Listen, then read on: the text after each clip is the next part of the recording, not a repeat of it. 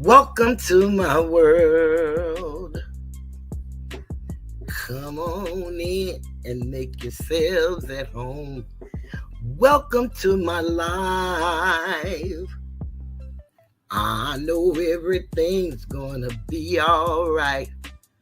Welcome to my world. Oh, won't you come on in?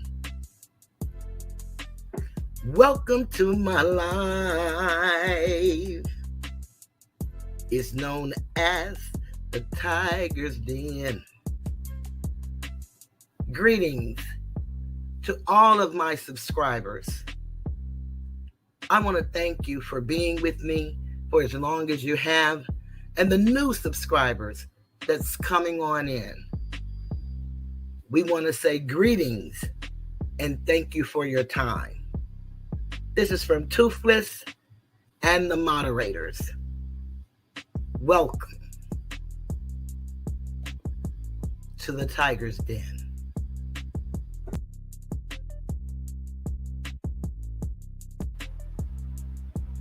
In a mother's love, you will find everything's alright. To a mother's love, you are bound. You can rest on sacred ground. In a mother's love,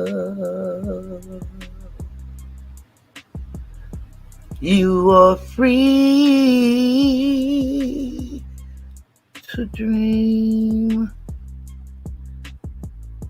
because she sees what you can be.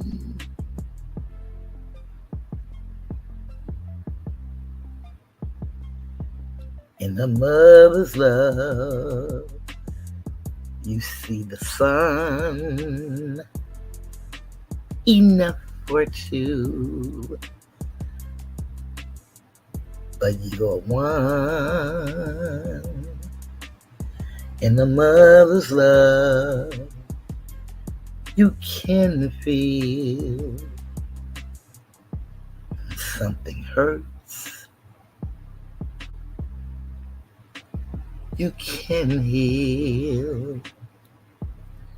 Yes, a mother's love is real. You grow because she knows to let you go. Yeah, mama.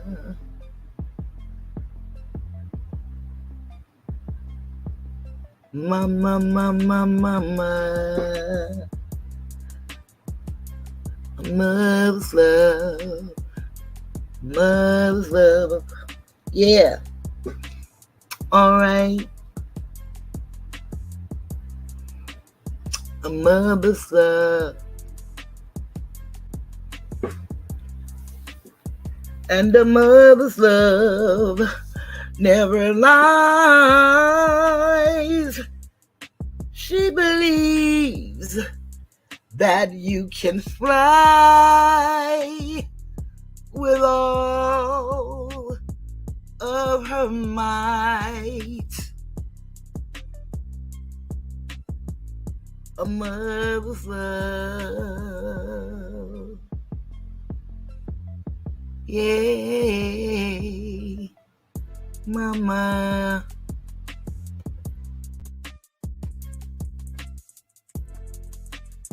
Greetings and welcome to the Tiger's Den. This is the voice of Cheryl, and I am Toothless Tiger. I hope everyone is enjoying their Sunday. And if you're a football fan, hope you got a chance to root on your favorite team. I know that they're still going, but the show must go on.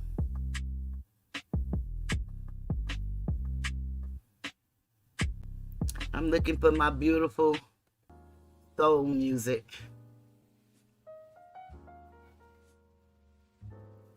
Okay.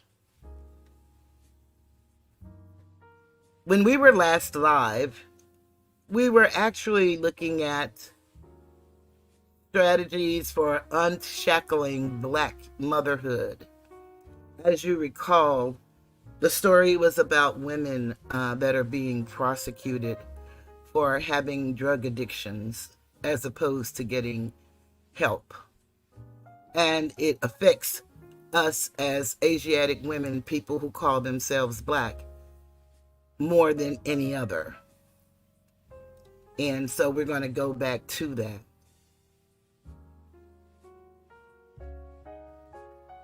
We face so many challenges today. And oftentimes we wonder, why is it that we as a people can't come together? Well, in researching who we were before we were called slaves, I found that there are so many laws, rules, policies that affect us as families.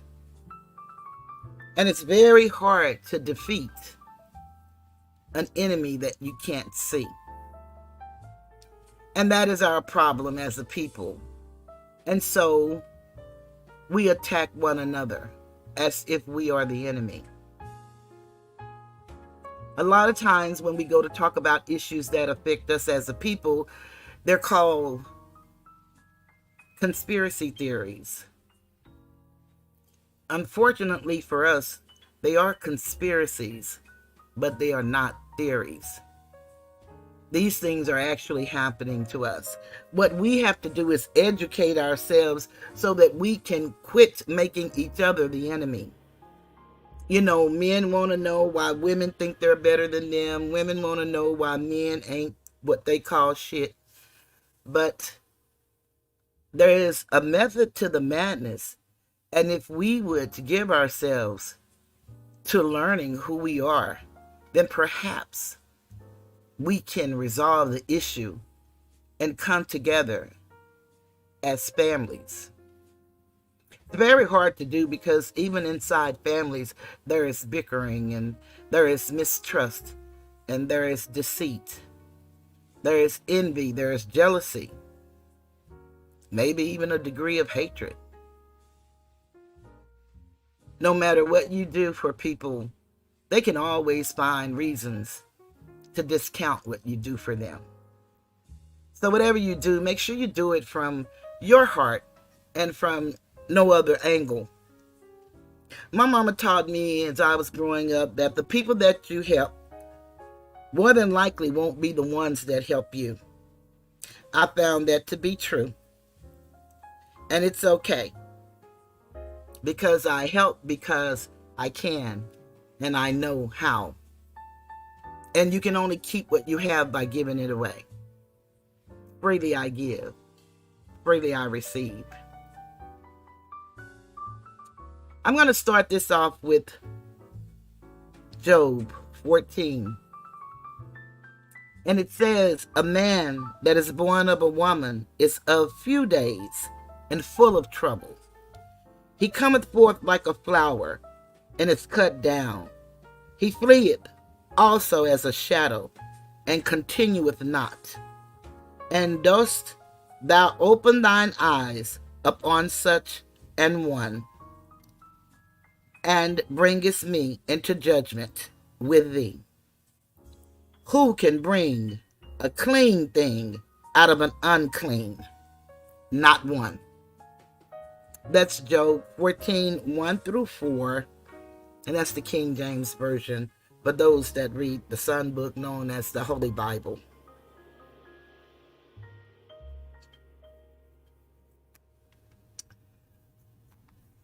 My best friend lost his mom on Friday, and it saddened me.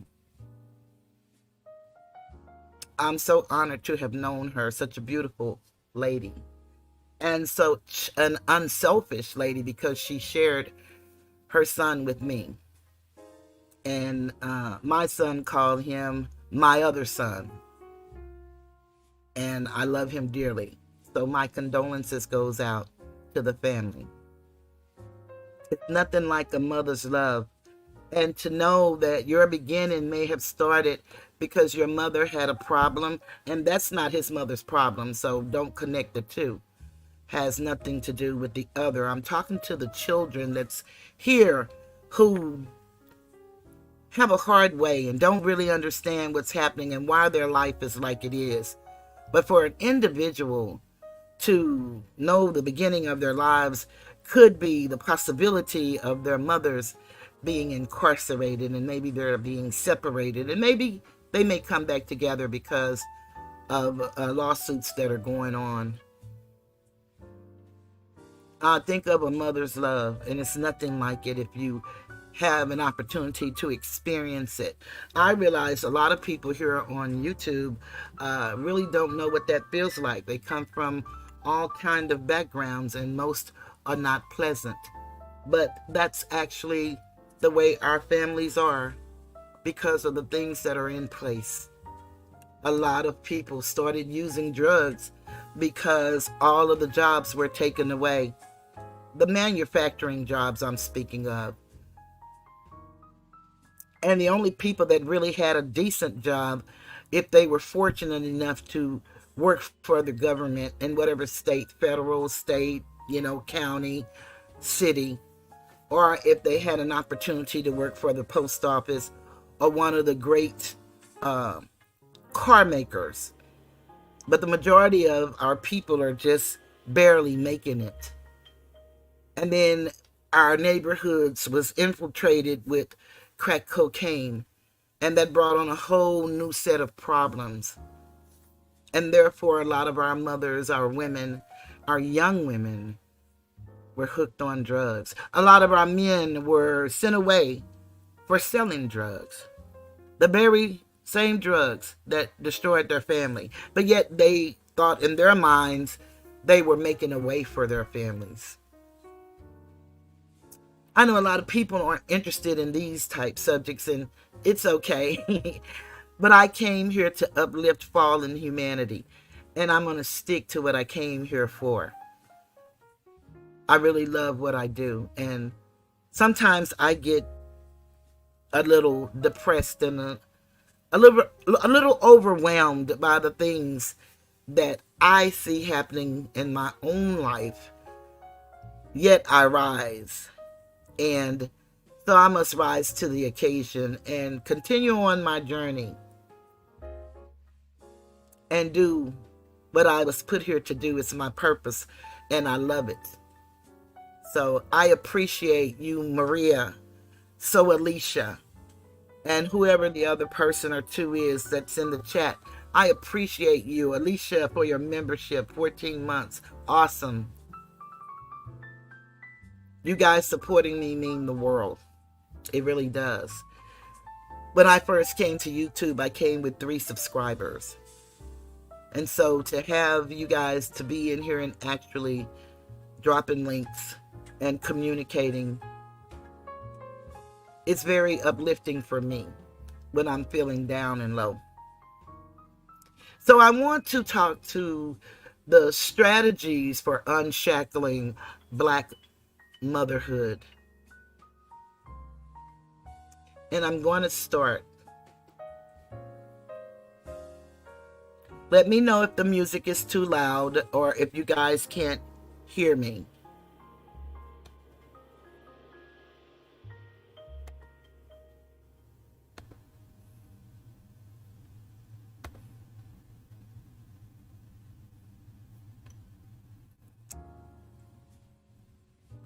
I want my paper. Here it is.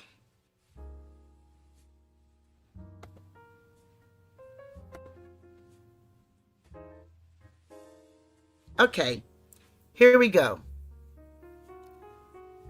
Given the mountain of structural and ideological hurdles that pregnant crack addicts must surmount, their attorneys have a difficult task in presenting them as sympathetic parties. One strategy in opposing a punitive approach to prenatal drug use is to divert attention away from these women and the devaluing racial images that degrade them. A. Diverting attention from race. Attorneys and scholars have suggested 3 alternative issues to replace attention to the racial images that make their clients so unpopular. Concern for the health of the babies exposed to prenatal drug use, the potential expansion of state interference in pregnant women's conduct, and claims of middle-class white women who have been prosecuted for using drugs during pregnancy. Thank you so much, Alicia.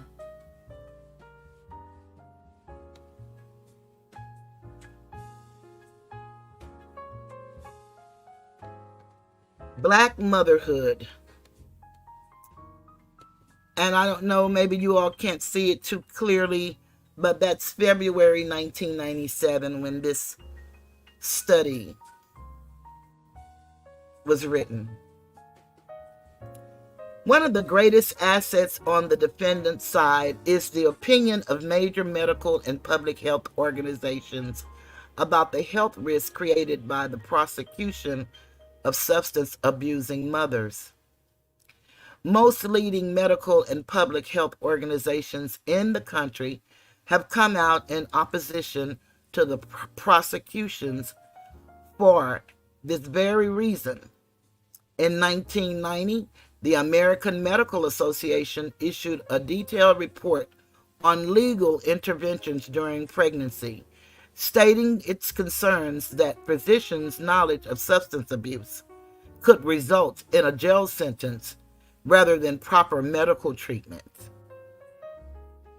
It concluded that criminal penalties may exacerbate the harm done to fetal health by deterring pregnant substance abusers from obtaining helpful or care from either the health or public welfare professions, the very people who are best able to prevent future abuse.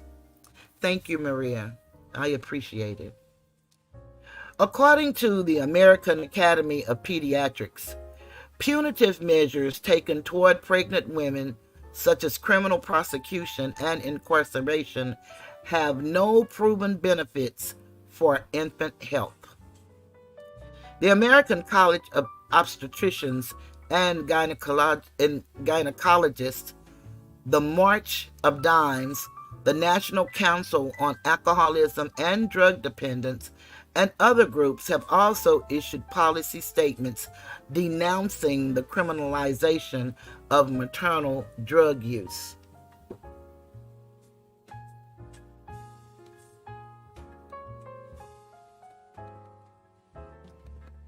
Attorneys have taken advantage of this support by assembling an impressive array of medical experts at trial and amicus briefs on appeal.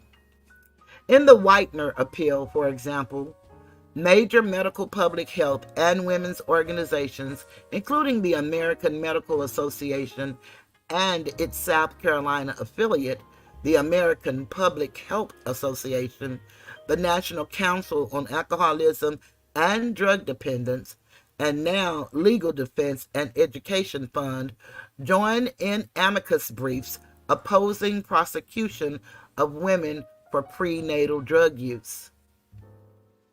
Lynn Paltrow, Director of Special Litigation at the Center for Reproductive Law and Policy, the Center, and the leading advocate for women charged with prenatal crimes, has described the focus on the prosecution's medical hazards as a way of diverting attention from her unpopular clients.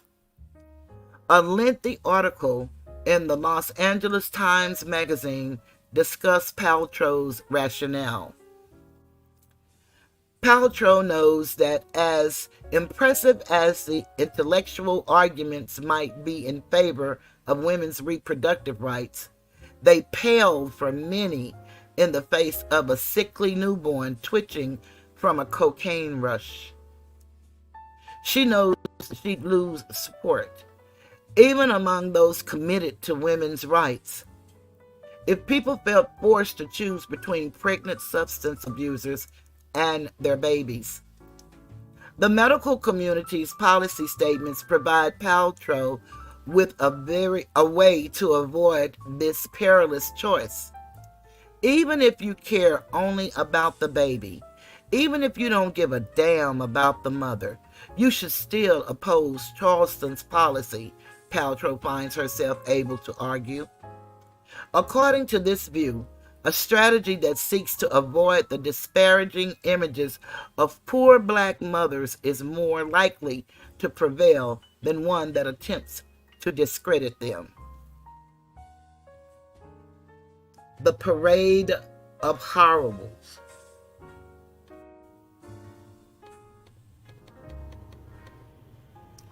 A second avoidance tactic is to steer attention to more sympathetic middle-class white women. A common criticism of the prosecution of drug-addicted mothers is that the imposition of maternal duties will lead to punishment for less egregious conduct.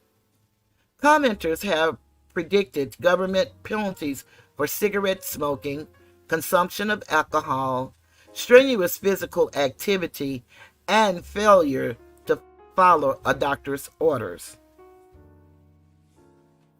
If harm to a viable fetus constitutes child abuse, as the Whitener court held, then an endless panoply of activities could make pregnant women guilty of a crime. After the Whitener decision, Lynn Paltrow pointed out that there are not enough jail cells in South Carolina to hold the pregnant women who have a drug problem, drink a glass of wine with dinner, and smoke cigarettes, or decide to go to work despite their doctor's orders, advice that they should stay in bed. Thousands of women are now child neglectors. I concur in the objective of demonstrating that the prosecution of pregnant crack-addicted mothers, crack addicts, should be the concern of all women. It may be a more effective tactic to convince affluent women that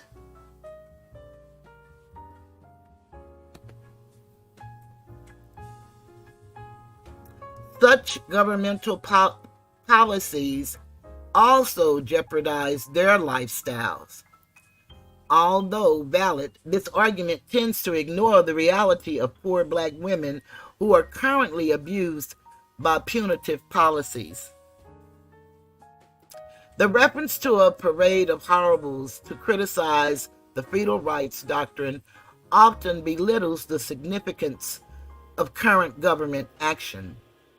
It seems to imply that the prosecution of black crack addicts is not enough to generate concern, and that we must postulate the prosecution of white middle-class women in order for the challenge to be meaningful.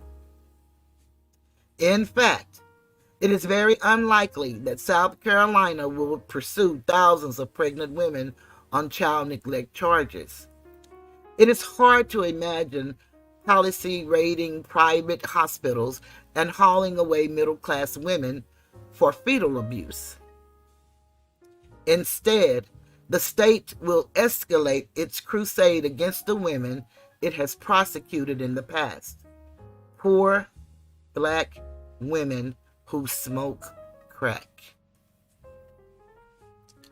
Number 3, relying on white women claims. Feminist strategies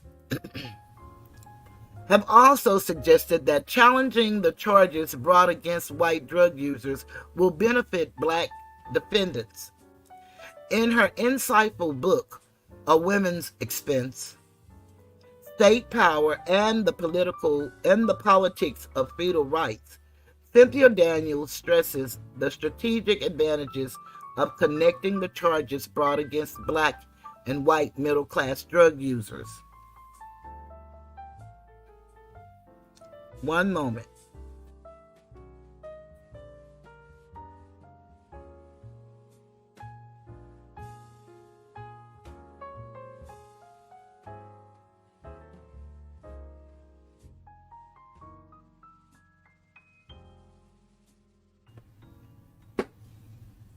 Thank you for waiting.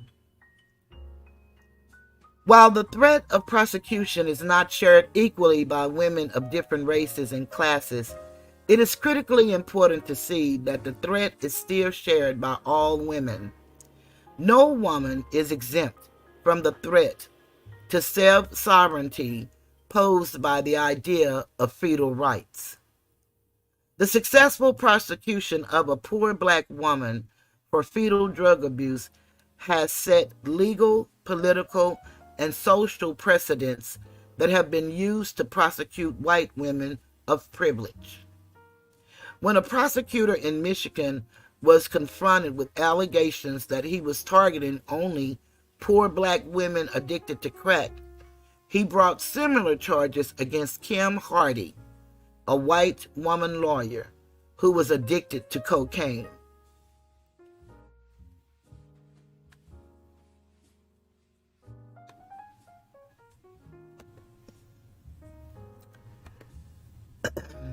Excuse me.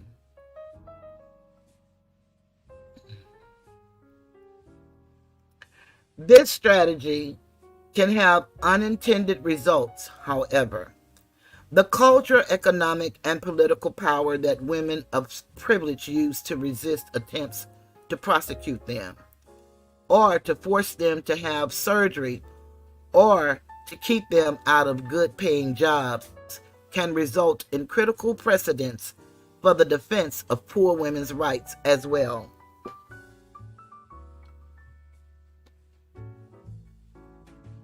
Kim Hardy, for instance, defended herself successfully in court.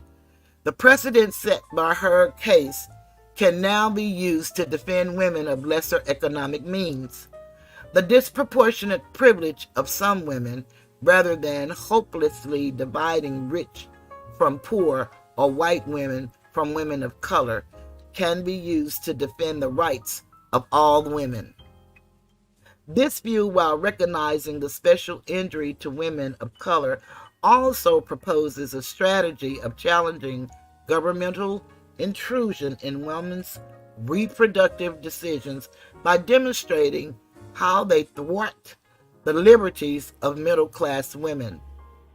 Again, the rationale is that calling attention to the harm to privileged women is more likely to generate change than decrying the harm to poor minority women. It is based on the hope that the benefit of establishing a strong theory of reproductive liberty for middle-class white women will trickle down to their poor, less privileged sisters. So there has to be a problem there that we still have to rely on how they treat another set of people and not just view us as people and treat us with the same humanity that they do others. We have a problem. But this strategy also has limited potential for liberating black women. The restraints on black women's reproductive freedom have trickled up to white women.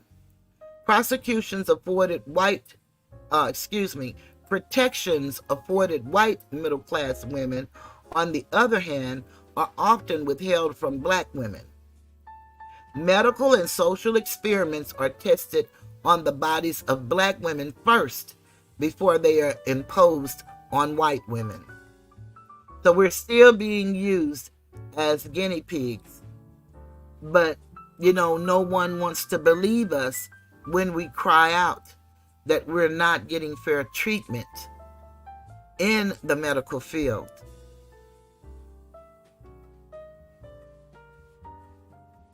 Norplant, for example, was developed to curtail the fertility of poor third world women, and then was marketed to white women in this country.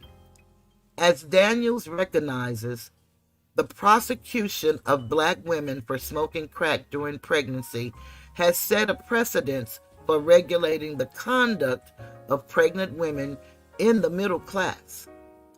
Welfare family caps gained popularity as a means of reducing the numbers of black children on public assistance, but they will throw thousands of white children into poverty. At the same time, the ideology that devalues black mothers and perpetuates a racial division among women continues to thwart the universal application of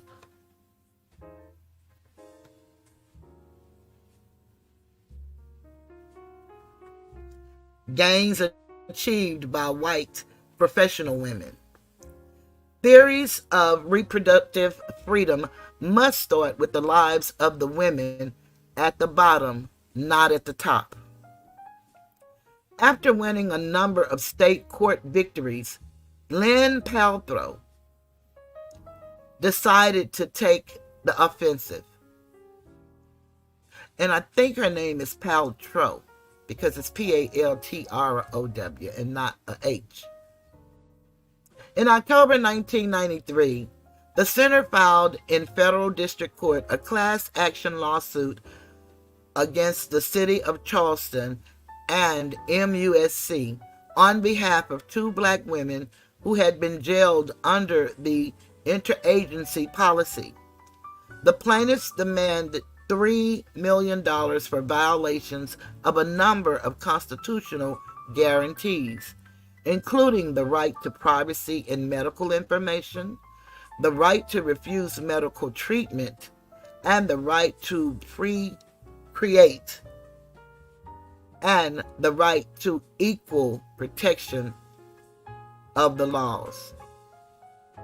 The plaintiff papers identify no less than 5 discrete aspects of the policy that have a racially discriminatory impact. Number 1, the choice to apply the policy only at MUSC where the patient's population is disproportionately African American by comparison with the community at large. Number 2, the choice to apply the policy within MUSC only to patients of the obstetrics clinic where the patient population is even more disproportionately African American, even by comparison with MUSC as a whole. Number 3, the choice not to test babies or their mothers treated at MUSC but born at other hospitals in Charleston where a greater proportion of the patient population was white. So they didn't even test those babies, as if white women didn't use crack cocaine as well. Crack cocaine affected all communities, especially impoverished communities, and mainly our communities. Number 4, the choice to use non-medically indicated criteria for testing, including failure to obtain prenatal care, which arose disproportionately in the African American community. And number 5, the choice to arrest only for the use of cocaine, a drug that defendants concede is used disproportionately by African American women. The response to the lawsuit demonstrates the strength of derogatory images about black mothers. Despite the overwhelming evidence that the policy was intended to punish black women alone, South Carolina officials dismissed the race discrimination claim. Condon tried to explain away the program's blatant racial targeting as the innocent result of demographics. He conceded that it is true that most of the women treated were black, as if that was a surprise. The hospital serves a primarily indigent population, and most of the patient population is Black. Condon did not believe he had to explain why he had singled out MUSC as the lone site for the punitive program. Now, that's something that is why we can say, well, based on the demographics and based on the people that they serve, they're at the hospital MUSC, then that's why it appears to be only Asiatic women. But when you look and listen to that was the only hospital that he chose to try out the program, that within itself shows the disparity, because they have more than one hospital. So if you're going to do this, why not do it at all hospitals? So then it could be across the board, even though the numbers may be higher with women that are Asiatic, but it would be the same fair system. Something to ponder, isn't it? And this is going on still. Not this program, but this treatment that we receive. Surely hospitals with the white clientele also had pregnant patients who abused drugs, but the image of the pregnant crack addict justified in many people's minds this disparate treatment. Federal Judge C. Winston Hawk refused to halt the program pending trial, explaining that the public is concerned about children who, through no fault of their own, are born addicted. And that's the excuse that they used. Since when have they really been concerned about children in predominantly Asiatic areas? An editorial in Denver's Rocky Mountain News applauded Hawk's decision and made light of the allegations of racial discrimination. The hospital serves mostly Black clients, so naturally most patients were Black. And the center talked as though Black junkies were being harmed rather than weaned from a hellish habit. And this is actually what he wrote in his article. A federal judge dismissed the suit for the hogwash it was. So the suit was hogwash. The CBS Evening News presented a similar view on a 1994 Eye on America segment on the South Carolina policy. Co-anchor Connie Chung set the stage by framing the policy as an answer to the national tragedy of cocaine use during pregnancy. Quote, every day in America, thousands of pregnant women take cocaine, endangering the health of their children. Now, one state is trying to stop women from doing that by threatening to throw them in jail. Unquote. Correspondent Jacqueline Adams reported that Nurse Shirley Brown says race has nothing to do with it. She believes cocaine is so powerful, mothers need the treat of jail. Oh no, the threat, of jail before they'll change their ways. Paltrow was also afraid that the discriminatory intent requirement would make it hard to establish an equal protection claim. She nevertheless believed that alleging racial bias would bolster the other claims, even if the race discrimination claim is not successful. Bringing the racially discriminatory pattern to the court's attention in the main or an amicus brief may sensitize the court and create additional pressure to dismiss the charges on the other grounds presented.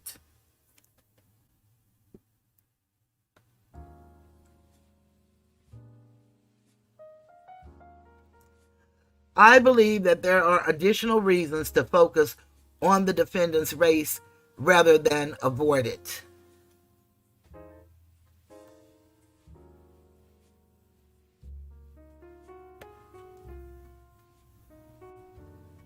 Telling the whole story, number one.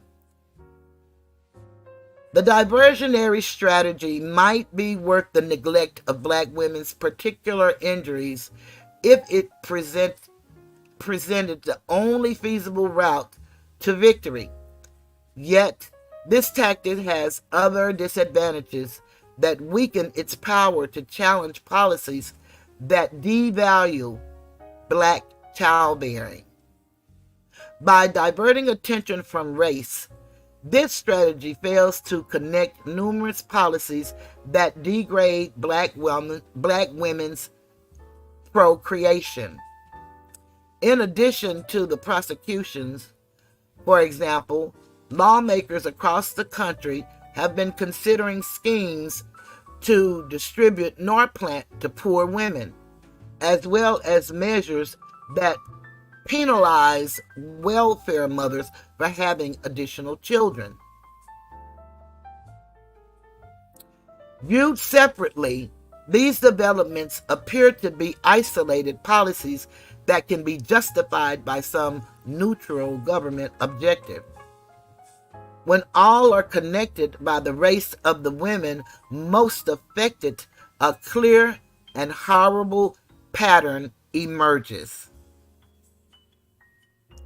Lynn Paltrow recently stated, "For the first time in American history, what a pregnant woman does to her own body becomes a matter for the juries and the court."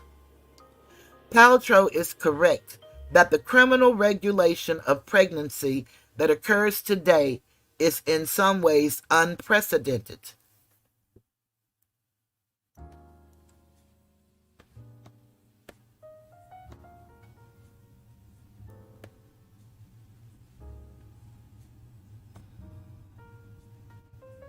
Let me get back to my little place. Yet, it continues the legacy of the degradation of Black motherhood. A pregnant slave woman's body was subject to legal fiat centuries ago because the fetus she was carrying already belonged to her master.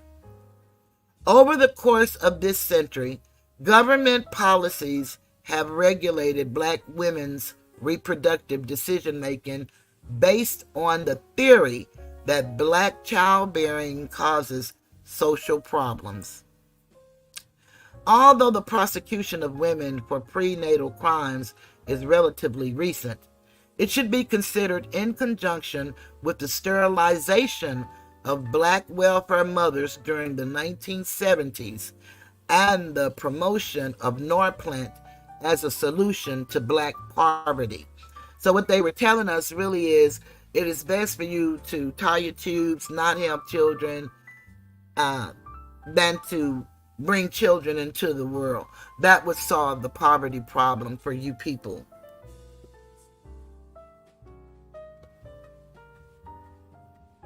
Number 2, telling details about Black women's lives. I recently heard a radio program portions of the audio-taped diary of a Mexican teenager who had migrated across the Rio Grande River in Texas. One day, as he was looking at the river, he saw the body of a dead man who looked Mexican floating downstream. The youth breathed in heavily and, noticeably shaken by the scene, commented into the tape recorder that he was thinking about the man's family back in Mexico. This dead man, he thought, was probably the father of a poor family that was counting on him for their sustenance. It appeared that he had tried to forge the river in search of work so that he could send money back to them. How would they learn about his awful fate? How would his family survive without him? as the teenager told of his family. The program impressed upon me how telling a story from a different perspective changes the entire meaning of a set of events. Although the image of the monstrous crack-addicted mother is difficult to eradicate, it will be hard to abolish the policies that regulate Black women's fertility without exposing the image's fallacies. Describing the details of these women's lives may help. Crystal Ferguson, for example, was arrested for failing to comply with Nurse Brown's order to enter a 2-week residential drug rehabilitation program. Her arrest might appear to be justified without knowing the circumstances that led to her refusal. Ferguson requested an outpatient referral because she had no one to care for her 2 sons at home, and the 2-week program provided no child care. Ferguson explained in an interview that she made every effort to enroll in the program, but was thwarted by circumstances beyond her control.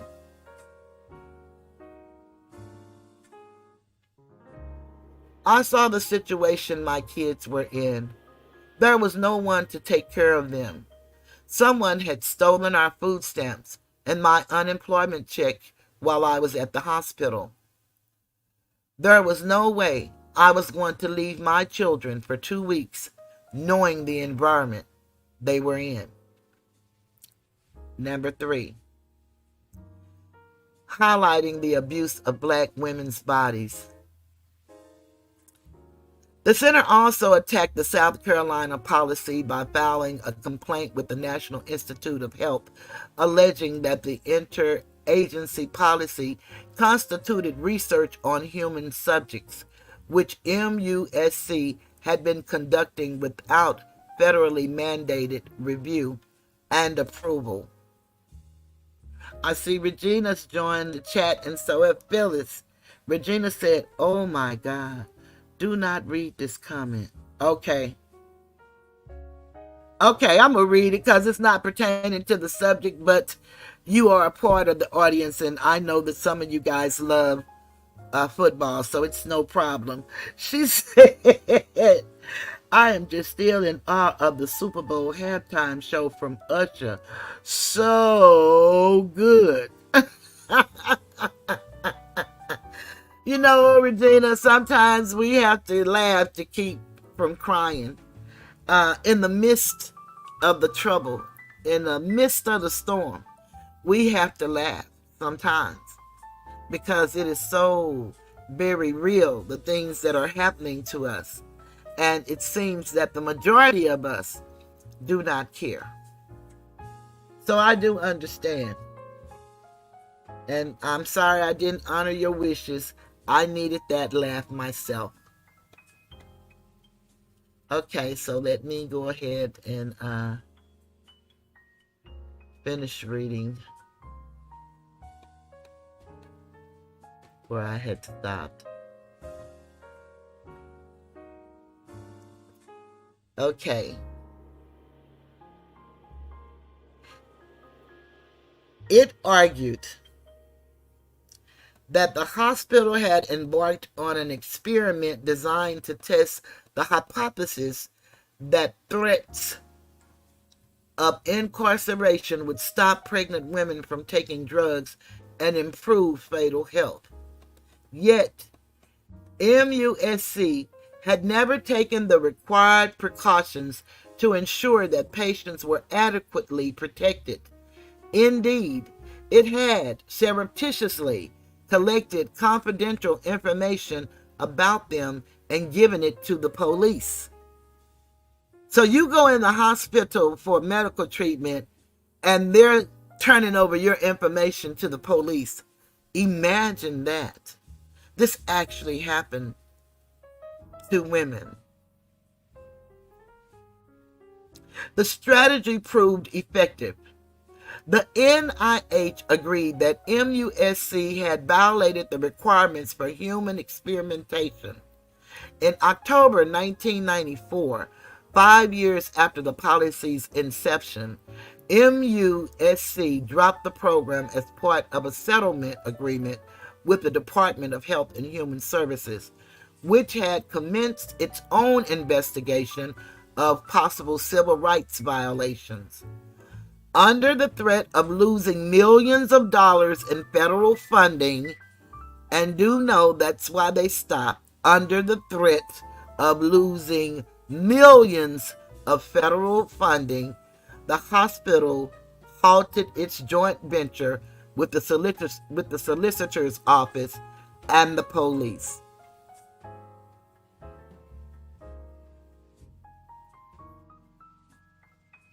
Isn't that something? One advantage of the complaint was that it made the black mothers claimants rather than defendants. Instead of defending against charges of criminality, they affirmatively demanded an end to the hospital's abusive practices. Instead of feeding off a host of negative images, claimants can accuse the government of complicity in a legacy of medical experimentation on the bodies of black women without their consent. In past centuries, doctors experimented on slave women before practicing new surgical procedures on white women.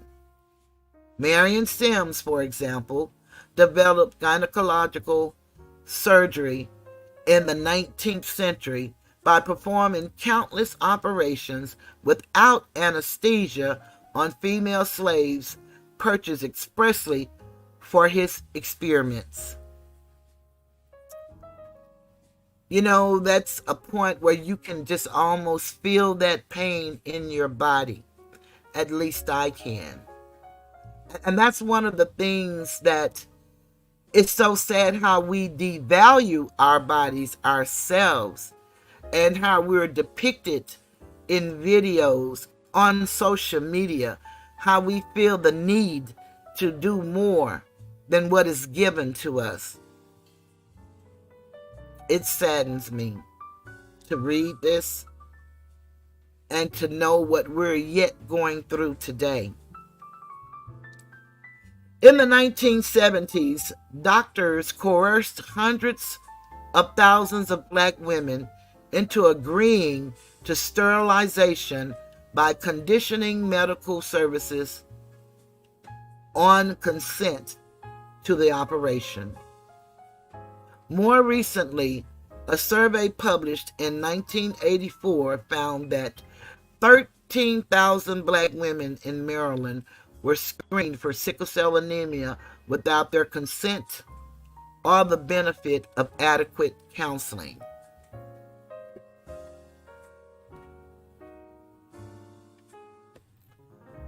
Doctors have also been more willing to override black patients' autonomy by performing forced medical treatment to benefit the fetus.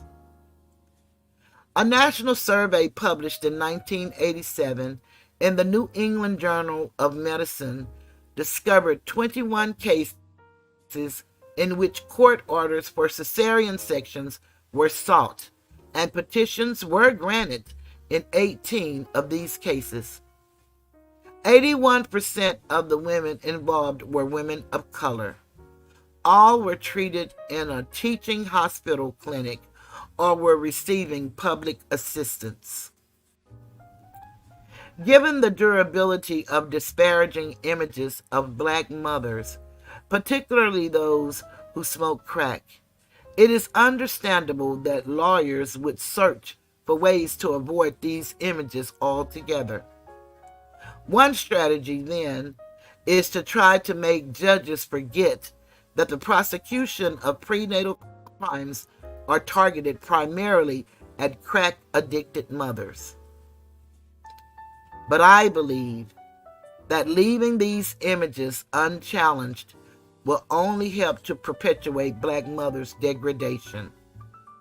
A better approach is to uproot and contest the mythology that propels policies that penalize Black women's childbearing. The medical risk of punitive policies and their potential threat to all women only enhance an argument that these policies perpetuate Black women's insubordination. That, my friends, is the end of Unshackling Black Mothers. Regina said, in my opinion, these practices are still going on and many Blacks continue to be used as guinea pigs. One particular health issue was the booming business of Black women and fibroids. That is so very true, Regina. So very true. Many women went through the process of what they call hysterectomies, rendering them unable to bear children because they were deemed to have fibroid tumors. And that is still going on right now to this very day. Hey, Asatar, I see Asatar has joined us. So that is the end of this project. Of course, I have more to come. Hey, Monkey Man, it's good to see you. I have more to come when I'll be discussing, again, us as a people and the enemies that we face. Not only the enemies of the federal government and policies and procedures, we cannot allow for them to keep telling us when we're discussing issues that affect us as a people that those are conspiracy theories, because we can really eliminate the word theory. There may be conspiracies at hand, but the theory is not. It's in operation. And I wish that more people would use their platforms to sound the alarm, so that people, even in the midst of being entertained, can know that a lot of what we're going through and a lot of what you're seeing people do is because of policies, unspoken rules, things that are being done without our consent being used against us. Therefore, we are acting like the animals that they've trained us to be. Regina says, exactly, Toothless, the unnecessary practice of hysterectomies being done due to fibroids is unbelievable. It really is. It is so many things that are unbelievable about how we have been and are being treated right now to this day. It's, it's kind of like, we were not taught anything. And now in this new age of Aquarius, where it's the information age, it's like we're learning so much, at least I am, with reading and researching and trying to bring what I perceive to be good content to the masses. It's like you can get so much information till you're overwhelmed with information. It's just as bad as not getting the, information. It's getting so much to sometimes and somehow you can't even prioritize it, to be able to assimilate or disseminate the information that people maybe can use and start looking for themselves. I'm going to always sound the alarm and ask you to research for yourselves. We are in the information age, and we do have these phones in our hands, which are computers at our disposal. And some of us have, the AI that's Alexa, and the other people, Siri and all of that you can speak to and ask a question. If you don't think of a question to write, you can just ask a question and answers will be provided. It is truly sad if you don't start researching and really understanding what's happening to us as a people in 2024. Because trust me, I looked at an article just the other day, and it was a newspaper article, that we are no further, and that's what I'm going to talk about on Wednesday. We are no further today than we were in 1865 at the end of the Civil War as a people. Asiatic, Black, whatever you want to call yourself, African American. I choose to live in honor of my ancestors and my ancient mothers and fathers. A lot of things we didn't know, we were not taught, so we went with what we know, with what grandma told us and what mom and daddy told us. But one thing that our parents wanted for us, they wanted us to be a greater generation. They didn't want us to be better than them. They wanted our opportunities to be better. And they wanted us to succeed in whatever it was we endeavored. There was once a time that we were not even allowed to learn to read, to learn about ourselves. Now we have so many different opportunities and apparatuses that can help us learn about ourselves. Books are very important and they need to be read. Our children, we say, are our future, but who are we really preparing for the future? I look at the politicians, because as long as we have life, we're going to have some type of established government. And we're not teaching our children to learn to be politicians so that they can be representative of us as a people. Regina says, it's all by design, Toothless, and it is by design. And what we have to do is start looking at the picture that's being painted and decide to do something different. We may not be able to change the world politic, the world views, but you can change your world, your baby's world. You know, knowledge really is power. But what we know about power is power corrupts, and absolute power corrupts absolutely. But if you live in balance and in harmony with nature and with nature's God, or your God, whatever you call it, if you learn the principles of life and live within those principles, then you can really change your lives, your children's lives, and perhaps someone who's watching. Because what we fail to realize is people are watching you every day, whether you see them looking or not. It's someone looking at you either to admire you, or someone is looking at you to dislike you. Whatever the reason may be, you're being watched. And so the best thing you can do is just be the best you that you can be, and understand the Hermetic principles. You know, we got to understand mentalism, correspondence, vibration, cause and effect. We need to understand these things. Gender. These are laws and principles of nature, and we must understand them. If we don't, I'm afraid we're going to return back to that which they say we were, and that is slaves. You know, I feel like we're already enslaved to the fees of this country, which is feudalism. This is not misinformation. It is not something that I'm imagining. This is something that you can actually research. What really gets me is a lot of the things that we try to talk about, they said, oh no, you can't talk about that. That's a conspiracy theory. That's not true.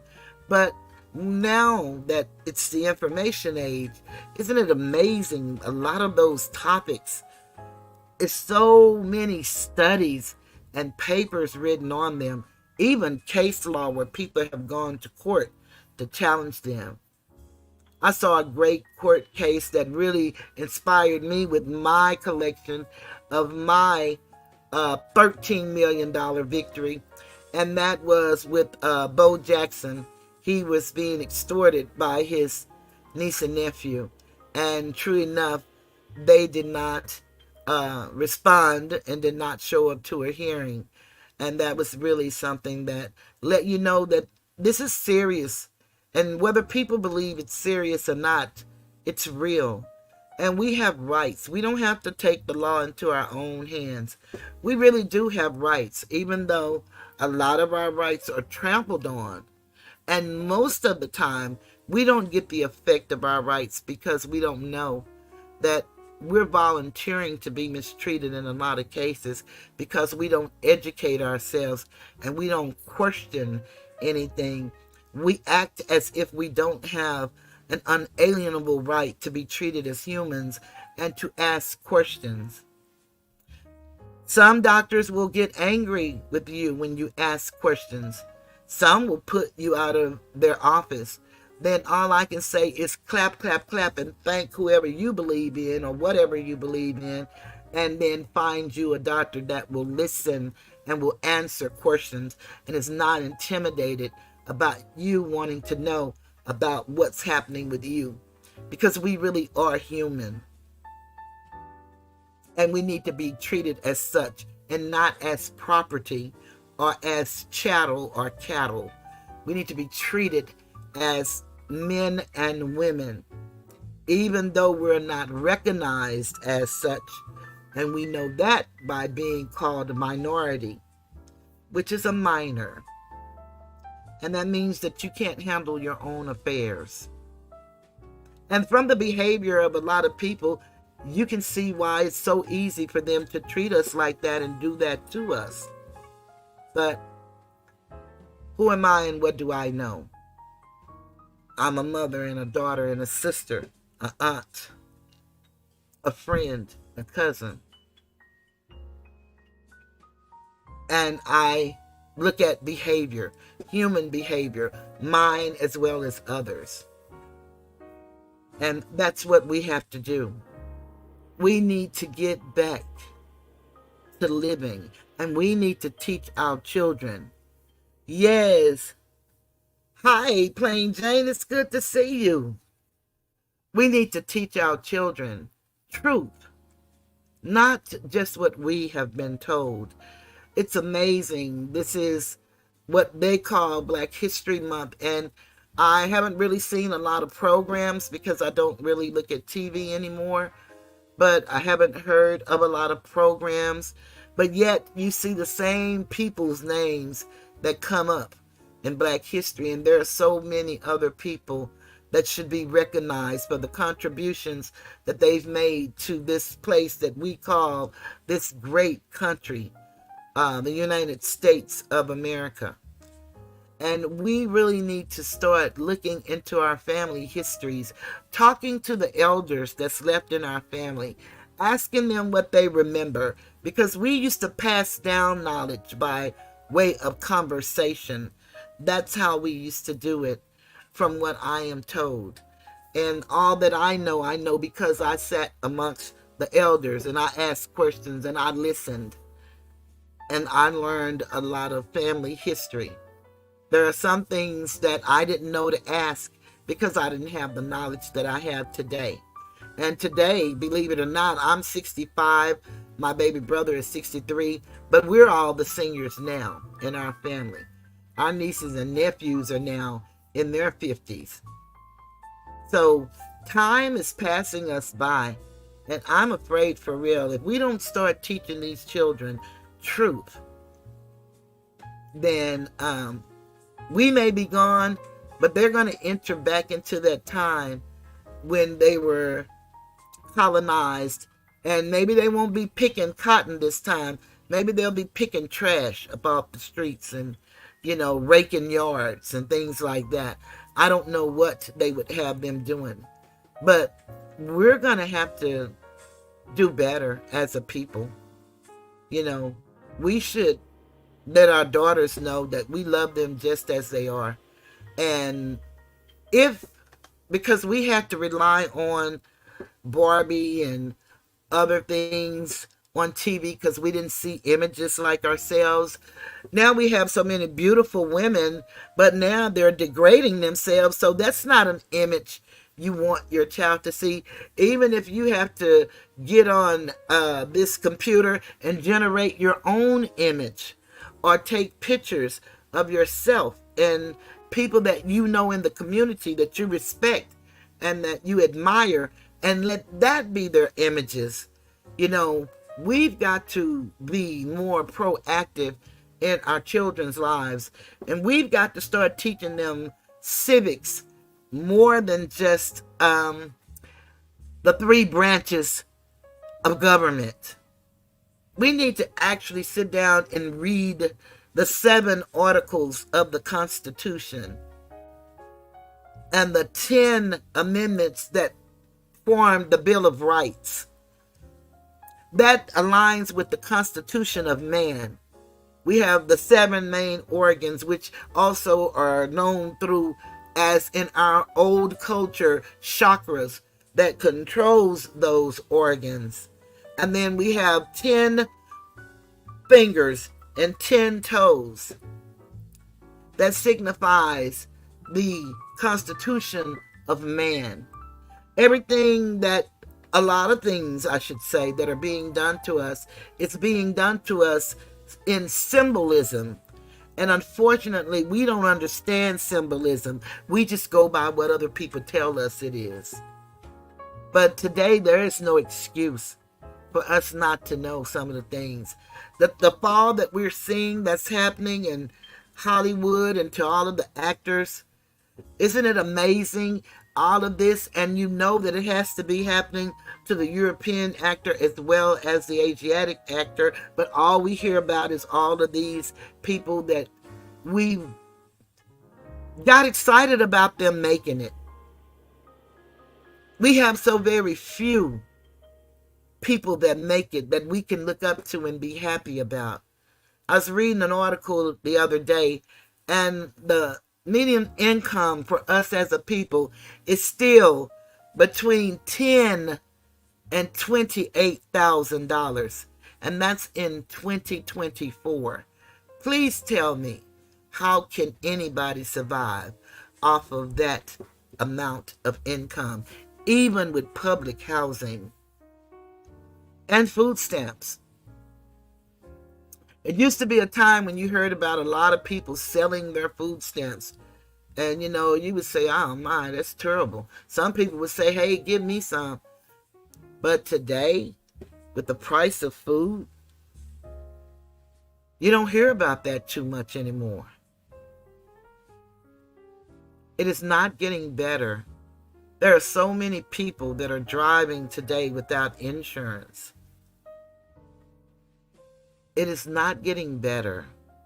There are so many people today that do not have insurance. Period. It is not getting better. What can we do? We can just teach one. You heard that saying, each one, teach one. We gotta start investing into these children. Whether they're our children or if we just have the ability to speak to children. We need to speak life into them. And the only way you can do that is if you prepare yourself to be able to be a subject matter expert on the topic in which you want to share with them. It doesn't take rocket science. All it takes is a desire and an effort to do it. Well, I guess I've probably said enough for the evening, and I hope everybody have enjoyed the show. I'm very happy that I made myself go ahead and come on tonight, but in honor of my best friend's mom, because she was such a great woman, mighty in her valor, her statue.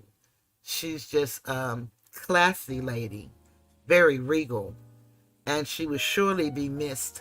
But one thing she did is she showed up for whatever she was supposed to, and she gave it 100%.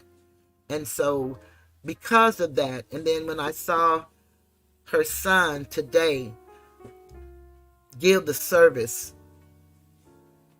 for his congregation, it just touched my heart and let me know that no matter how down I'm feeling right now, no matter how bad I feel, I need to get on here and do what I was called to do. Because I was truly created to worship. Not no one individual, but a cause. And that's what I do. Regina said, everything our people fought for, sacrificed, and died for in order to be treated as human beings, justice and decency, is slowly being taken away and replaced with destructive distractions. And that's so very true. And we're so busy tearing each other down. See, we have to remember who the enemy is. The enemy is not always the European. They're the ones who we see that has the power. The enemy look like me and you, believe it or not. Oftentimes, those that we love, those that we give and try to help the most, those are the ones that sell us out and deceive us. Those are the ones who say, trust me, I love you. I'm here for you. Those are the ones who said, put me in office and I'll make sure that you get what you need. But I guarantee you, if you're not funding their campaign, you're not going to get what you need. Because they got to cater to the person that's feeding them. And trust me, they don't see us as anything but useless eaters and bottom feeders. They don't see us as human beings. And I'm talking about people that look exactly like us. I'm not talking about nobody else. So someone can say, well, she's discriminating and she's doing this. Well, she's just telling the truth. And I know I don't own a platform, so maybe the truth is not to be told. But I'm going to tell it. One thing about what my daddy taught me, ain't nothing wrong with the truth, but people won't tell it. Ain't nothing wrong with right, but people won't do it. But I'm going to be found telling the truth, and I'm going to be found doing what's right. And trust me, I'm going to fall short on some things because I'm human, and that keeps me from being perfect. But you can best believe I put forth my best effort.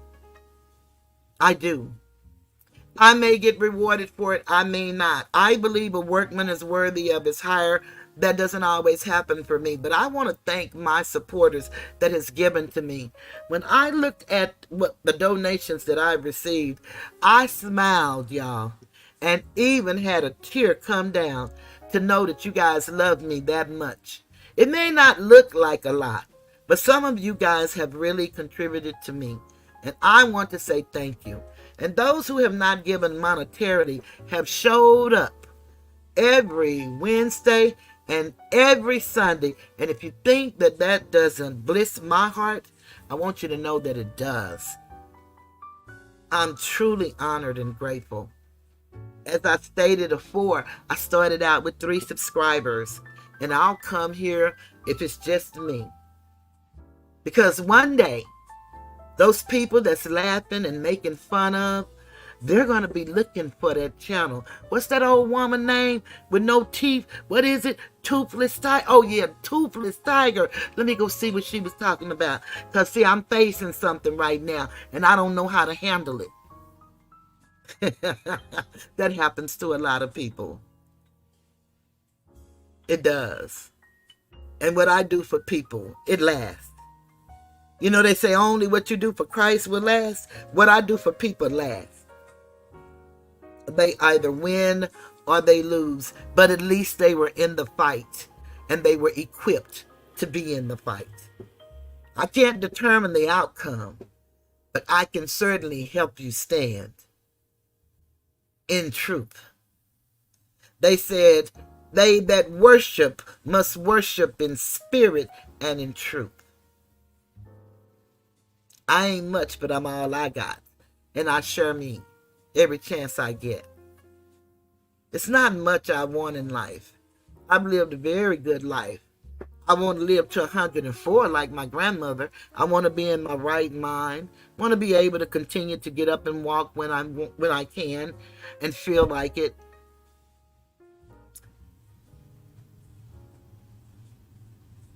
I went to the doctor Thursday. and I had a good report on my pacemaker. I still have about 3 years and 7 months left on the life of this battery, and I'm grateful. My vitals are all well. My kidney, my liver, all of my organs are functioning. My mind, sometimes not so much.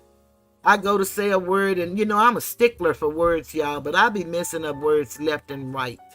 But it is just a part of getting older and having no teeth, so I can live with that. But I used to be that person, girl, don't you say nothing wrong. I'm going to correct it. And I meant no harm or disrespect. I really just didn't want you sounding stupid. But now I'm messing up words and I just have to laugh at myself. I don't know if you all ever do that, but sometimes you just got to laugh at yourself to keep from crying and keep from losing it. You really do. But I'm so grateful for you guys for being here. Regina said, Toothless Tiger, putting forth your best effort is part of the problem today. It's not being encouraged or taught at home. It's been replaced. To do your best now. Shame you. Shamed by you think you better. That's so true, Regina. That's so very true. Plain Jane said, you're a very wise woman. Salute to you too. Thank you, Plain Jane. I greatly appreciate you. I really do. That's why I came to share what I know. I don't know it all, but I've lived through a lot of different things, and I try to share them in hopes that it can help somebody and perhaps keep them from having to go through some things. Sometimes when I have conversations with people, it's very, very practical and normal to me, but they have never even thought of some of the things that, we talk about. And they're so very grateful for me showing them a different way. And I'm grateful because whenever I tell them, they actually do something I suggest. And it really turns out for their good. And so that, for me, is what life is all about. It's what's winning all about. I've had some beautiful people in my life. Not many, but I have some that really care about me. And has helped me and my son. 42 years I've had my son, and he'll be 43 this April. And they have been in our lives at different times of his life, but they have helped us along the way. And I couldn't have made it. And I only have one child, and I've had pretty decent jobs. When I retired 12 years ago, I retired making over $60,000 a year 12 years ago. So I don't know where I would be if I would have continued working. I worked for the government. So that's one of the reasons why I retired 12 years ago, making over $60,000. But I live a very pretty comfortable life. I help so many people, and I spend the majority of my money helping somebody else. Sometimes it's costly, but the reward to see the people that I've actually helped and to see them go on to be whatever they aspire to be, or at least work at being, whether they make it or not. Because see, I'm not a judge of anybody. I'm going to talk about you good, bad, or indifferent, but I don't offer judgment because I fall short of my own expectations. And my word is that we all fall short of each other's expectations, sometimes even our own. And as Regina stated, and I well know that everybody is not going to get it because everybody don't want it. Some people can't handle it. And we've heard the scripture that there will be not more put on you than you can bear. That's a true statement on either side. Because to whom much is given, much is required. And most people don't want to take responsibility for their lives or their actions. So, who am I to tell you what you need to do?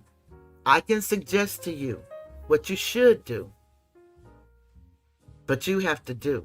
I call it the you factor, and only you can do it. So when some people don't want it, I don't get upset. Not anymore. Of course, you have to grow to stages. You really do. Regina said, it is the same as back in the days of our ancestors, those no longer here. The translation for "you think you're better" actually means "you still just a nigga." And that is so very right. So very true. And we do that to each other. See, I like to really, once I started really learning about who we were before we were slaves and who we are as a people, I like to talk about the harm we do to each other, not the social construct, the social engineered harm that we do to each other. We can't do anything about that. But what we can do is change how we see each other. We can change how we feel about ourselves by working through our problems. We've all suffered from post-traumatic slave disorder. We all have been traumatized in our own families, some worse than others. A saying that I learned as I worked a program of recovery for enablers, codependents. I worked actually a AA program. I've shared this several times. I worked that program because the people in the rooms of what they call, they call it, I can't remember because I had Neonon, but they call it something, the family members for the alcoholics. Al-Anon is what they call it. It just came to me. Thank you. Al-Anon. Those women were in such denial, and I couldn't live with the pain of the shame. See, I learned that shame and guilt are two emotions that we must feel, but we're not supposed to live there. And most of us live our lives in some sort of shame or some sort of guilt. Unmerited, most of us. Some of us, we may have earned some of it, but most of us is unmerited. You're not supposed to live there. It's supposed to prompt you to act. And I have the triple A's. Acknowledge, accept, and act. You got to do that in order to move forward in life. And I don't care what you endeavor, who you go to for assistance, whatever your issue is, if you don't try to learn as much about your issue as you can learn, whomever you're trusting your life to may not do right by you. That's the lawyer, that's the doctor, that's the carpenter, that's the whomever you trust to do something. You don't have to know their job because we pay for what we don't know. But you should equip yourself to know enough to ask a question in their language so that they can understand that you know something, and they better not mess over you because you know enough, because you knew to say this or to ask that. We got to get proactive, and we got to quit waiting on someone or something to come and get us out of this condition that we're in. We're going to have to read the laws that are already there and start learning how to use them to our favor. Thurgood Marshall said, and he was the first justice of Asiatic descent, he said on the Supreme Court, the same laws that are used against you are the very same laws that you're going to have to use to turn it around. And that is so very true. We found that out with my sister's case on the workers' compensation. The same case that this man drilled that he's using to say my sister didn't deserve the benefit is the same case that she's using. And we're grateful that it just went to the Court of Appeals in Texas. And so we're hoping that it will be the outcome that she's desiring. But that same case is the case that showed that that case doesn't even apply to her situation. And had we not been faithful and diligent, my researching and her willing to challenge it and not afraid to stand before a tribunal on her behalf, had she not been willing to do that, then we wouldn't be 7 years in a fight. with workers' compensation, Texas workers' compensation. But she's still in the fight. And we're very, very, very happy about the fact that she just got word that the case has made it to where it's being sent to the appeals panel that will listen to her case. And we're going to go on to the federal government if they do not do the right thing. We're not going to ever stop until we die. We're going to be doing what we need to do, or until they decide to give her her benefits. Because this case, I can't wait to talk about the injustices, and probably so many people have suffered the same thing, but they didn't know that she had a sister that sit at home and do nothing but read. And today I'm intrigued with law. I didn't even like history, but I learned that law and history must be studied together so that your concepts can be right. Because a lot of things that we believe to be wrong are not law. And we got to know the difference, and I've made a video about it, the difference between legal and lawful. Paul say all things are lawful for me, but all things are not expedient. Basically, in today's terms, what that means is there are some things that are legal, but they're not lawful. And if you don't understand the difference, your emotions mean nothing to nobody. They don't. They only mean something to you. And no one is ever going to feel what you feel, no matter how bad you want them to feel it. They can't feel your pain. They're not you. It's a you factor. Only you can feel that. They can empathize with you. They may even sympathize. But I promise you, they can't feel what you feel. Let me see. Regina said, and I will continue to emphasize that it all goes back and ties into the family and single parenthood, children born out of wedlock. We got to always remember our history. Never forget. That's very true. That's very true. Astor say, I'm 10 minutes behind the live. I love you for the exact person that you are. There is no me without you on this platform. Thank you, Astor. I greatly appreciate that. Keep doing you like I know you will. Yes, sirree, Bob. Regina say, they rely on us not knowing the laws, constitution, civil rights and liberties and politics. It matters. They do. And words matter, people. Please hear me. Words matter. Use your phone for the dictionaries that exist out there in the internet world. Words matter. No matter what people say to you or think they're saying to you or about you, words matter. And you need to learn how to use them. Our everyday words that we use, sometimes you ought to just get the dictionary and just call out a word and look it up and see the meaning. You know, what we were trained to know so many years ago, we've forgotten some of that stuff. Some of the things we learn is never going to leave us. But, you know, like grammar and stuff like that, and how to use words, sometimes they may, escape us. But what we really need to do is focus on ourselves and our children.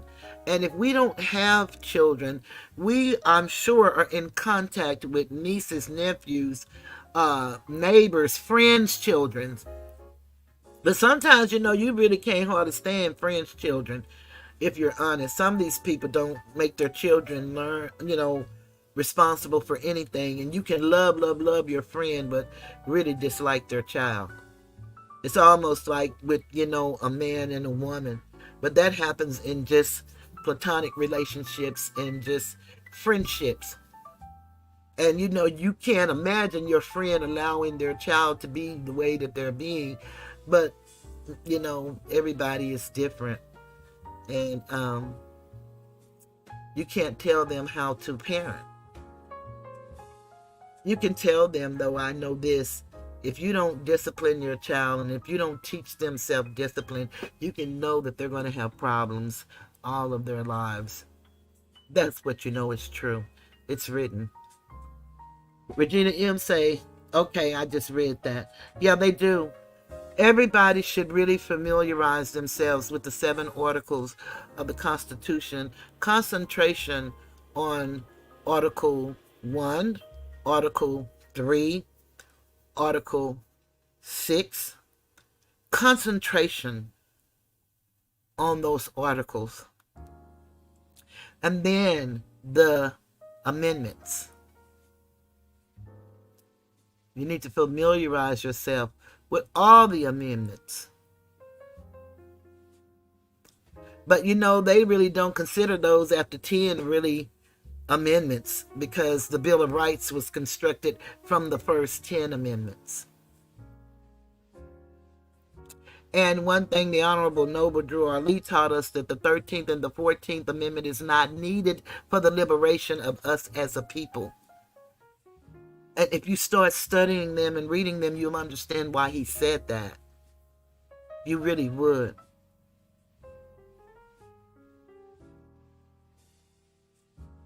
You would understand nature's law and God's law.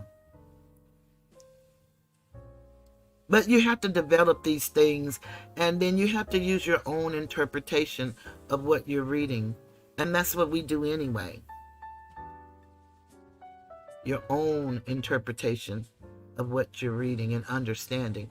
That's one of the things I liked about the AA program, because I was in Al-Anon, but those women were so in denial that I actually worked a program of recovery for alcoholics, even though I didn't have an alcohol problem. All I needed was a desire not to drink, and I studied the big books of Alcoholics Anonymous. And I learned to actually really live in spirit and in truth. I don't always get it right, but I make it a conscious effort to not lie. Although I can lie and I'm good at it, I don't do that as a way of life. That's not what I do. I'm honest to a detriment, my own sometimes, but it's okay. I can live with me. I can't live being nobody else, but I can live with being me. I've done it for 65 years, and sometimes it's a lonely place, but I'm okay in my loneliness. I'm okay. In my despair and my pain, it's very painful. But I make it through because I deal with the issues that put me there. I don't pretend they don't exist. Regina said, continue to use your platform to teach the facts. Toothless Tiger, you are needed and appreciated. Now, Regina, you're going to make me cry. Those kind of things, thank you so very much. Bring tears to my eyes. I appreciate you. Sometimes I feel like just quitting. And not because of anything you guys have done or the bullies or anything like that, but just sometimes when I'm feeling at my lowest.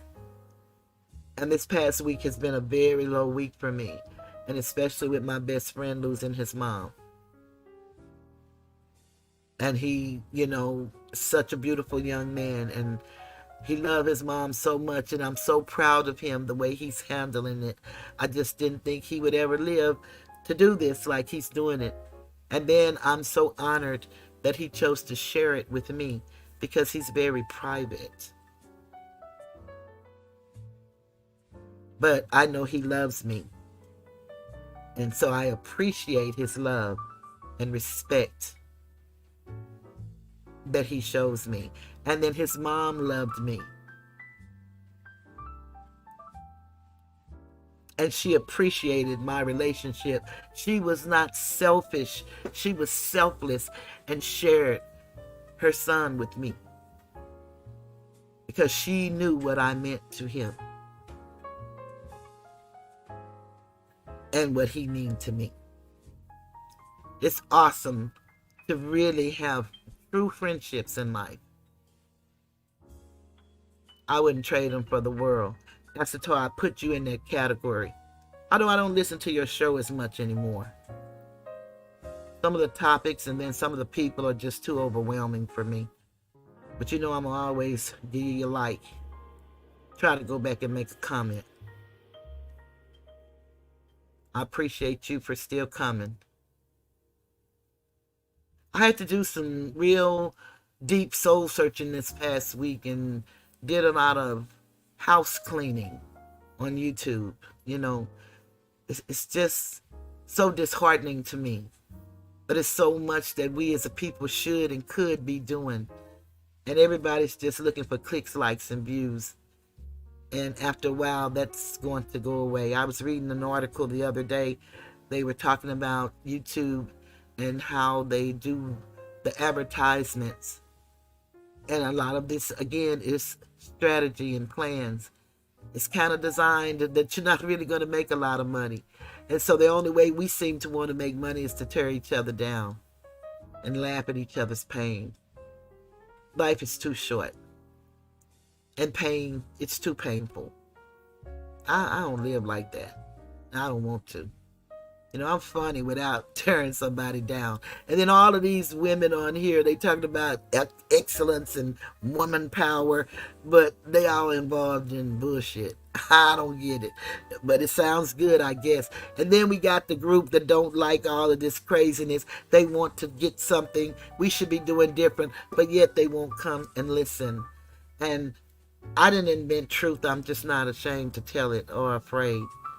And they don't want to hear it. So you just learn after living to, expect the unexpected. Because you never know which way people are going to go. You never know. And it's okay. It's okay. And, I don't know if they demonetize you after not meeting the $100 quota after a while. I don't know how that works. I haven't been paid in 2 months from YouTube. And that's okay too. I decided, I don't know, I may not go live as much, and I only go twice a week. I may stop going live and just upload videos. But I decided that I must continue to go live. Because I came here to do what I do. And I guess I could, let me see what Asator said. I understand too, please. I can't say I blame you. My relationship with you goes way beyond YouTube. Yes, I know. That's why I can just love you in spite of that. I really do. I talk to my kids and parents about, I teach them what you taught me. Fantastic, Assy. There y'all go, trying to make me cry. I don't want to, but I thank y'all so very much. I really do. One moment, please.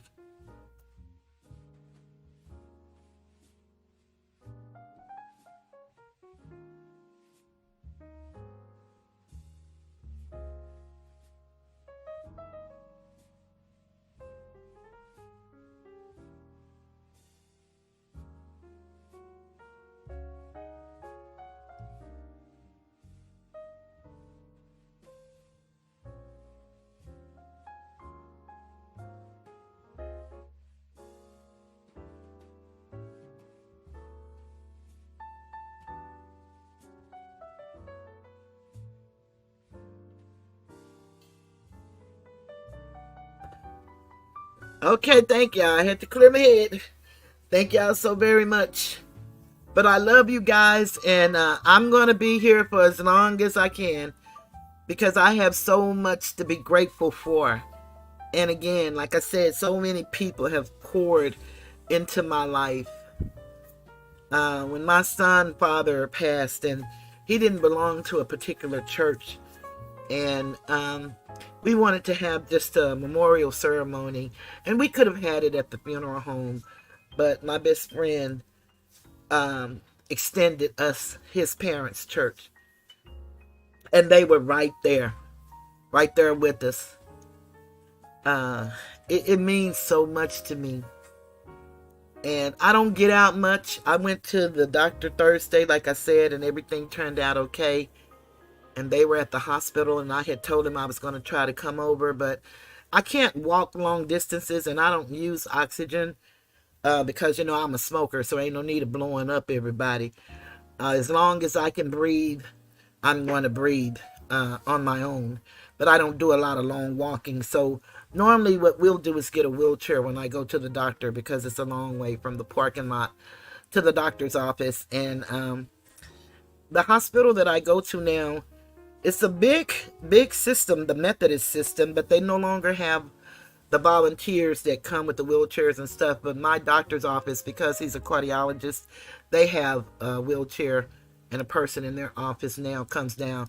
Phyllis used to have to go try to find one from the emergency or something, but now they have one, and so they come down and get me. And then we would have had to go to the other side of the hospital and then try to find a wheelchair. And I just decided I wasn't going to visit at the hospital, and we just talk, and he understands too. And I really wanted to go, but I just could not go. And I was going somewhere with telling this story about, living in life. And we did not know that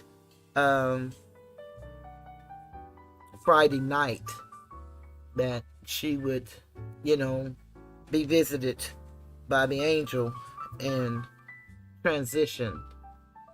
But I was telling y'all about the church and how they extended themselves, how they helped Greg and I so much. How my friend, when I was working, a single mother with a son in college, and oftentimes we didn't know how we was going to make ends meet. He would just give us $100 a pay period so that Greg could have what he needed in Houston. He went to school in Houston and I was in Dallas. Those kind of things you cannot erase from your memory. And we're so forever grateful. So I'm doing everything in my power so that I can be there for him. And I think I was going with, I don't get out much and I don't do much. And he knows that and understands that. But he has done so much for me.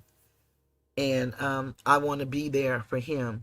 Regina said, "Darn it, Asatar. You just had to put the icing on the cake." She already done told her she was cheering on words. But anyway, I might know your personality and tubeness, but I see your heart. Thank you so very much, Regina. Y'all so funny. That's another reason why I have to show up, because y'all really give me laughter. Me and my nephew be in here sometimes just laughing at us on YouTube, because he doesn't really do YouTube. But he knows all of y'all names and stuff. And sometimes we just be having fun laughing. Y'all don't know, but it really means so much to me, for real. All of y'all play a very, very, very important role in my life. And it's not because of a lack of knowing people. I know a lot of people. But I'm very intimate with you guys, and I greatly appreciate that. And I'm not a person that have a problem with being alone. I really love sitting in my four-cornered room. I don't really do anything. And then I use my telephone, of course. But I am a person, I worked 42 years before I had to go off on disability. But I never really wanted to work on a public job. I really wanted to be a housewife, but I guess that wasn't cut out for me. And I probably wouldn't have been doing right no way. The man probably would have had to come home and clean up and cook. I probably wouldn't have done nothing. So, you never know how it would have turned out.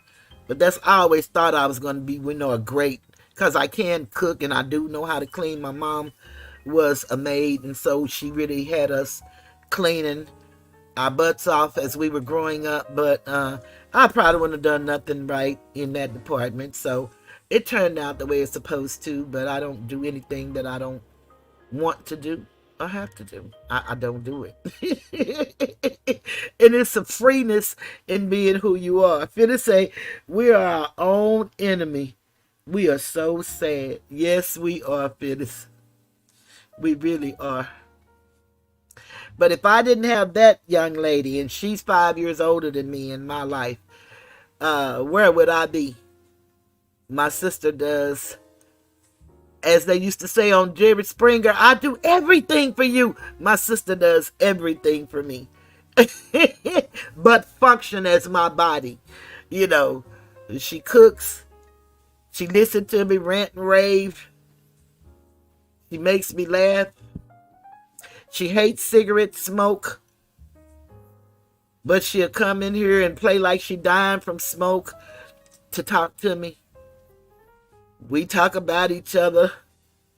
We don't cuss each other out. We don't fuss. We don't fight. Well, one time, let me tell y'all about this. One time I don't know what we got mad about, but we was mad, and so we was cussing each other out for real. And then so we was saying, we ain't gonna do this for this one, and we ain't gonna do that. And then and then when she left out the room, when you done went too far and said the wrong shit, and you thinking, damn, I shouldn't have said that. Because I'm talking about she ain't got to cook me shit. But I know I ain't finna go in no kitchen and get nothing. So I got to sit here thinking, damn, I shouldn't have said that. I was wrong. I might have should have. Probably didn't say that one. But unbeknownst to me, she was in the other room saying, damn, I shouldn't have said that. I might have went too far. And I think it was something about the case I was mad at her about, because I think she should be knowing what I think she should know. And she's trying to get me to understand that I see stuff that she doesn't see. And so it frustrates me when I ask her a question and she doesn't answer it the way I think she ought to answer it. And then I get to screaming and hollering, and then, there it go. Phyllis can listen to craziness and just say, oh, okay. So you really think that? I can't do that. I go all the way drama queen. But anywho, so she called me, or she came back in here, and she was had brought me something to eat. So I told her I had to apologize. So we both were saying the same thing, that who gonna help me with my case? Who gonna help me eat? See, I'm talking about eating. Oh, it was so funny, y'all. Y'all just don't even understand.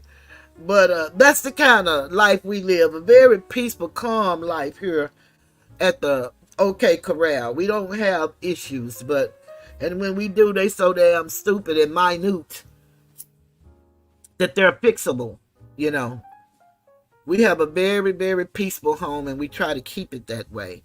Although, things come and creep and try to interfere, but we won't allow that. My mama gave us that. My daddy gave us that. All we have is each other. And there are some things that's troubling me at this time, but it's going to work itself out, or it won't.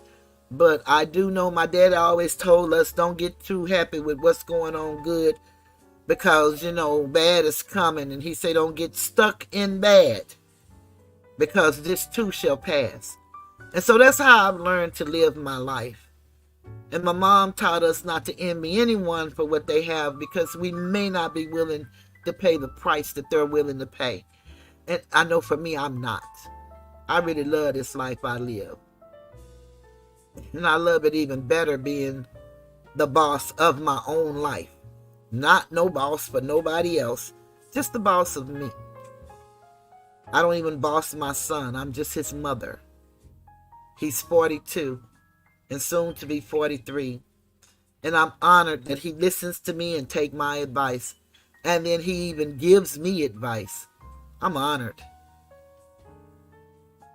I put enough fear in him to respect is not even an issue. That goes without saying. I have that. But I put enough love in him that he trusts me. And he shares his life with me, to the degree that a son can share with his mother. And I'm so honored and happy. I live a very, very peaceful life. My nephew trusts me emphatically, and he'll do anything for me that I asked him to do. I have that kind of support around me. And if I didn't have my sister, my nephew, my son, my oldest sister, my other siblings, I don't know where I'd be. When my mom passed 30 years ago, I didn't think I could live in this world without her presence, and it's been 30 years now, going on 31 years this April. So we can do it. We can do it. And so on that note, I'm going to leave you guys. I started the song off with Mom, in honor of my friend's mom. And I'm going to end it with the mother's love as well. Although I normally end it with the greatest love of all, which we all know is dear to my heart. The children are our future, and we must teach them and let them lead the way. We got to. Regina said there is a very special bond, sisters. Whenever you have that, there can be nothing more than the love and bond between it. Nothing can ever come between it or destroy it. And that's true. And I am so grateful I had that with all three of my older sisters. One is no longer with us, but the two that I have alive, my oldest sister, we still go to her like she is my mom. And we've always done that. She was our second mom. And we've always, and all of us do it. And I am, like I said, next to the baby. I'm 63. My baby brother is I'm 65. My baby brother is 63. So we all go to our oldest sister, and then Phyllis here. And Phyllis is just so amazing because me and my oldest sister, we don't get around much. She has blindness. And then myself, I have so many things in my body physically. And so we don't get around much, but Phyllis she caters to us very well. I mean, it's just a blessing. And she's 70 years old and moving around like she's 17. She works not on a public job. She's retired, but she works with the things that she does with a torn rotator cuff. That's why we're fighting so hard for her to get her surgery so she can get her shoulder repaired. And she gives of herself freely. It's just awesome. And she's an ambassador for the city council with the senior citizens. And she works hard in helping them get what they need. So we live a very, very, very full life. And I spend a lot of time on YouTube because I can. And when I see so many people, young people, on YouTube as much as I'm on YouTube, then I know they have problems. And a lot of them are unemployed, underemployed, suffer from emotional trauma. And I think all of us as people are sick. Some of us are just sicker than others. So I'm no different or no better than anybody. It is what it is. As I said, Regina, I was behind the live and didn't know she was on the verge of crying. I probably would have still said it. You would have. You would have said it. Ain't nothing and nobody gonna stop you. And you know that, and I do too. He can't help himself. Or he won't help himself. He gotta say it. If it come to his mind. That's the way he does things. Yeah, thank you, Regina. We need that prayer chat because, baby, we were so happy when we heard the papers are now actually going to the appeals panel because we've been waiting for a while. And so she called to check. I told her because a lot of times if you don't really understand what's going on, sometimes with the courts, if you don't get a response, then they go by what they call the operation of law. See, everything has a time limit. And trust me, you can't miss a time. If you miss any time limit, your case is over. And it ain't coming back. But they have time limits, but they also have such a thing as operation of law. So if they don't respond to something within a certain period of time by operation of law, it is automatically dismissed. So you have to stay abreast of it. I am not an attorney. I don't practice law. I don't give legal advice. I'm just telling you what I've learned in my research and in the operation of law with my sister going through what she's going through. I'm not a doctor. I'm not a psychiatrist. I'm not a psychologist, but I have opinions.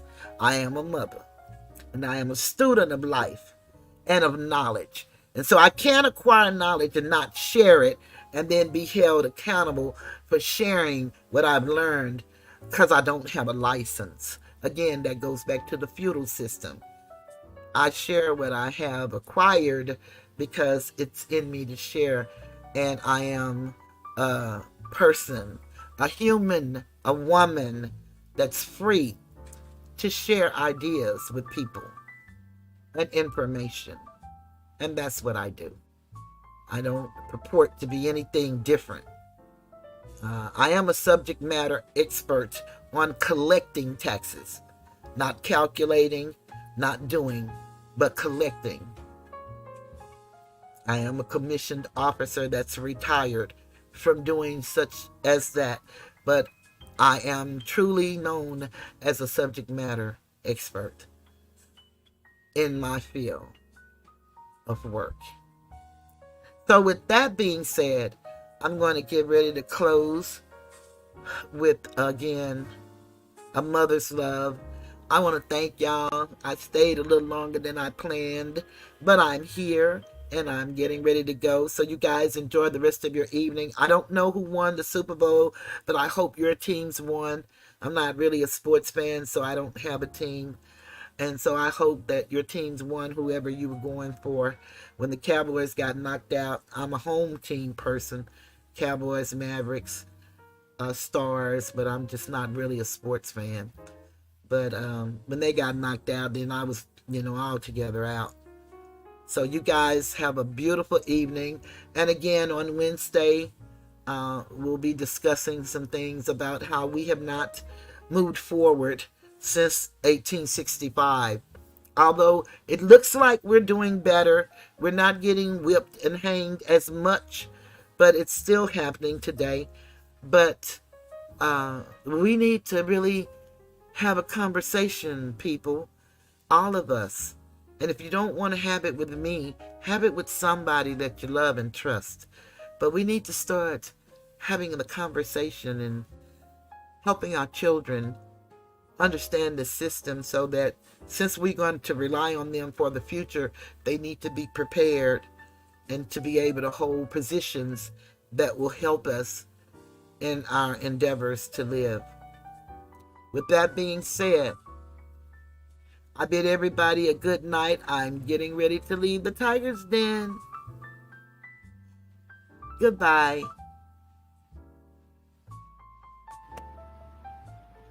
In a mother's love, you will find everything. Everything's alright. To a mother's love, you are bound. You can rest on sacred ground. In a mother's love, you are free to dream, because she sees what you can be.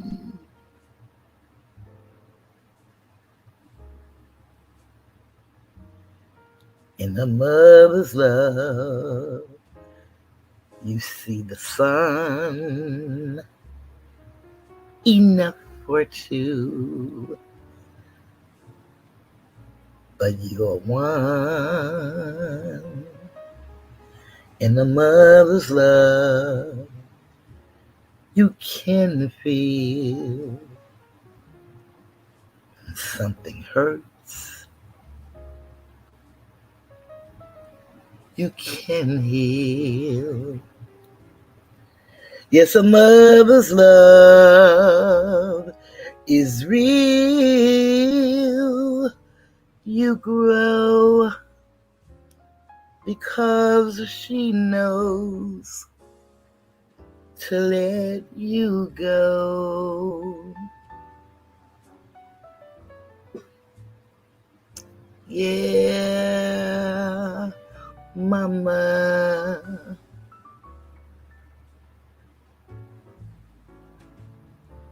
Mama, mama, mama. Mother's love. Mother's love. Yeah. All right. A mother's love. And a mother's love never lies. She believes that you can fly with all of her might. A mother's love. Yeah.